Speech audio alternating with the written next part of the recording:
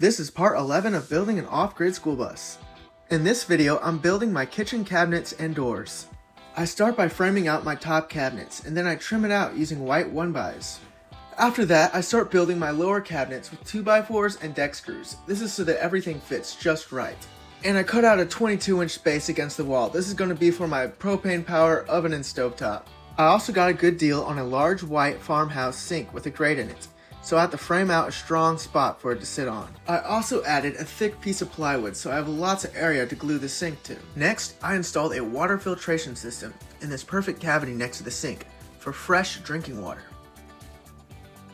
After I'm done framing the cabinets, I then begin to trim them out with white 1x. Now, in order to build my doors, I figured out the tongue and groove I use on my ceiling fits inside the tongue and groove I use on my walls.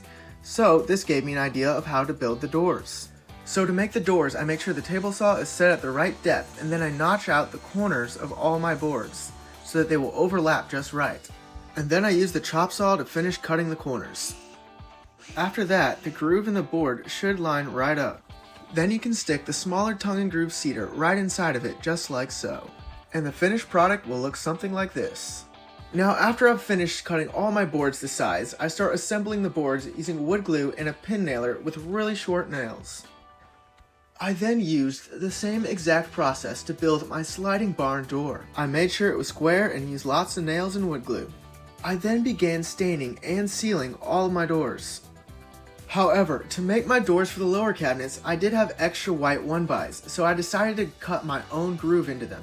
This means I got to spend a lot of quality time with the table saw, but I really liked the way these doors turned out. I then began staining and sealing all the doors. However, the sealer did turn out way shinier than I wanted it to, so I am going to refinish them.